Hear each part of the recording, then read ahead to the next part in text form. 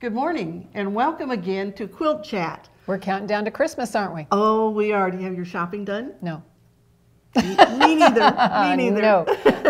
Most of it, but not quite all. Okay. All right. Well, we promised you last week that we would talk today about some tips for accurate piecing. And so I did a little test last night that I'm just going to share with everybody.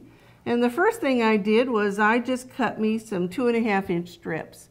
And so the cutting is really important. Betsy, what are some tips for them on cutting?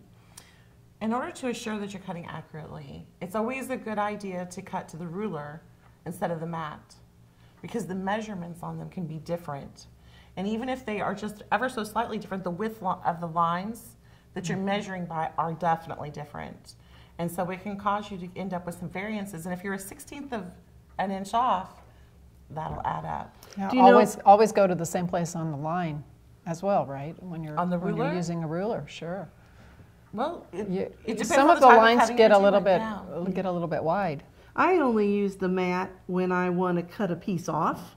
And then I may use the lines on the mat to just cut it, but I don't do it for measuring and cutting. Right, I do it like if I'm cutting off half a yard of fabric. You know, I'll use it for yardage, but I won't use it for any kind of, like your 2.5-inch strips. You want to make sure that ruler is sitting right out there and you're seeing that 2.5-inch on the ruler. Now, I know some people, if you're cutting a lot of strips like that, would like to mark on their ruler so that they know exactly what line to return to, so that if you pick the ruler up, you're picking it up at the same orientation every time you use it. And so that's a good tip if somebody needs it. Post-it note there right by that. Post-its work great for that. They do, because they're really easy to move, and it doesn't leave any residue on your ruler. So all right, so 2.5-inch strips. Those are the important things as far as the cutting. Well, so then I set about to do some stitching. And so I did this one, and I used my 1/4-inch foot on the sewing machine, so you can just butt that fabric up to the black blade there. And the next one I used, my machine has settings on it, and so this was a 7mm setting, which would be pretty close.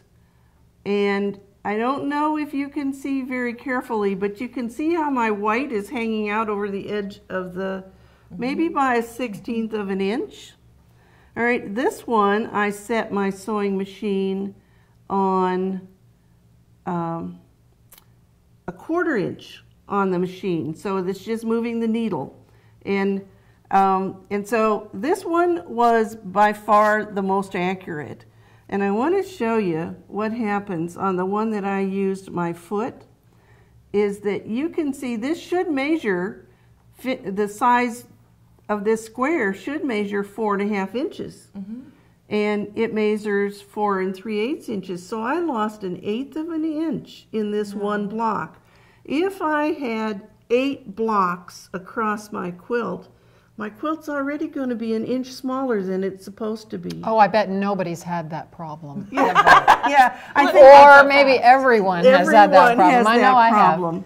That's the truth. And so the real thing is that you need to measure that seam allowance. And so let's see, let's do it this way so I can lay the 1/4 of an inch line right on top.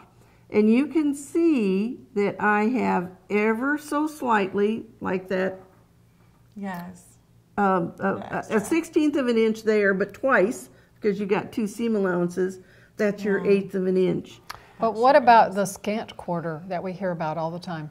Well, and you know, that really comes into play depending on the weight of your fabric.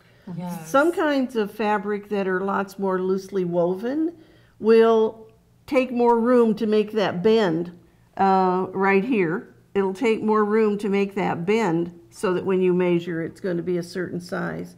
And so for anybody who's not really understanding why scant quarter is important, it's the thickness of the fabric that folds over. It is, and that just shows you why, and this shows you too why it's really important just to do a quick sample so that you can test the fabric that you're using, the needle that you're using, how accurate did you cut.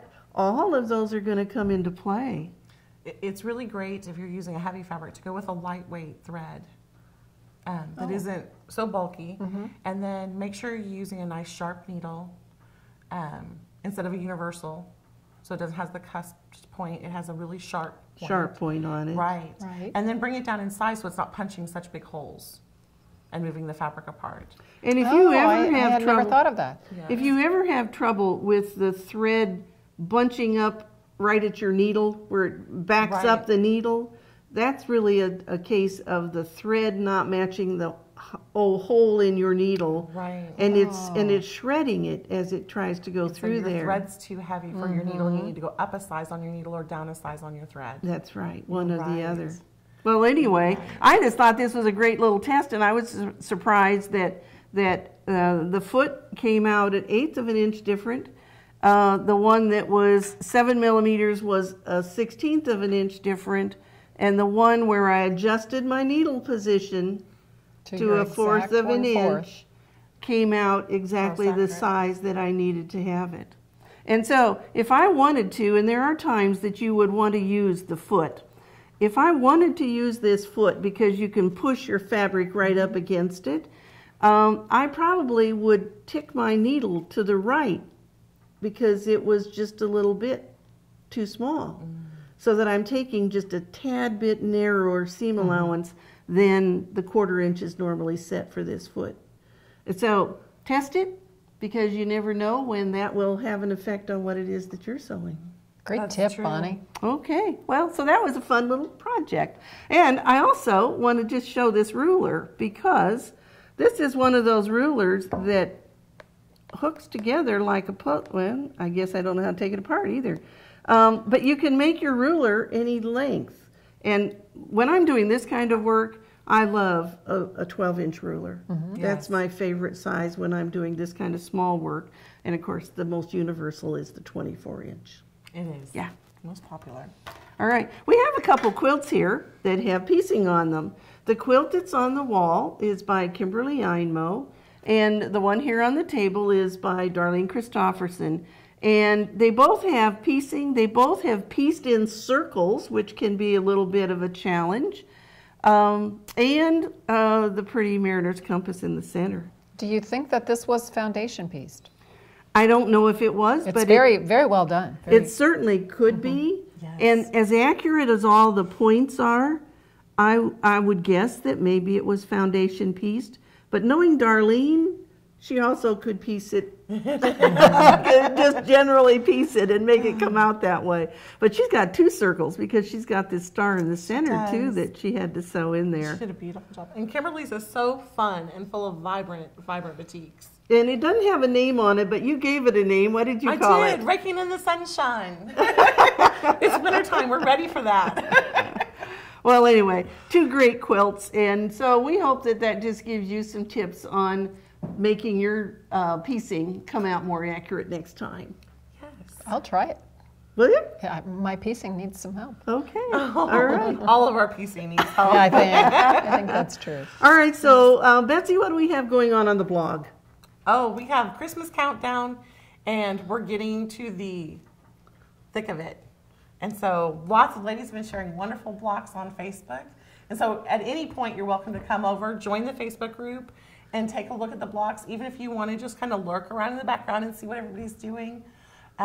What is the Facebook group? How do they get there? You go to AQS online on Facebook, and if you look for the countdown, the Christmas Countdown Facebook You can do group. a search for that. Yes. Well, you'll see it in our feed. Oh, in the feed. Yes, Okay. you sure will. All right. And so they have been very generous, and you'll see lots of different colorway ideas where they've got tons of beautiful fabrics they've been using.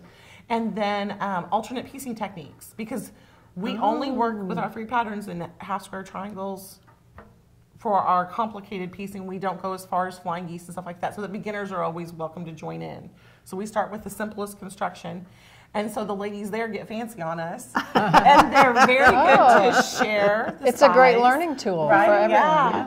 And everybody's really helpful to one another. So we have some beginners that are wanting to try the flying geese, and so the other ladies are coming along and helping them out. And you said some of the ladies are actually getting a block done every day, even right now during the holiday goodness. Wow. season. They are. They're keeping right up with it. A lot of them are. And then you've got the others that said, okay, here, I did one. And that's perfect too. It's so much fun. It's a great feeling of accomplishment to do something like that you can keep up with every day, and yet it doesn't really take that big a chunk of time. And at the end, you're going to have a great quilt. Yes, they're very beautiful. Well, and so next week we're going to talk about some Christmassy stuff and maybe some ornaments. How's that sound? Looking forward to it. All right. Well, so we'll see you next week, and be sure to watch because we're going to share some ornament ideas with you right here on Quilt Chat.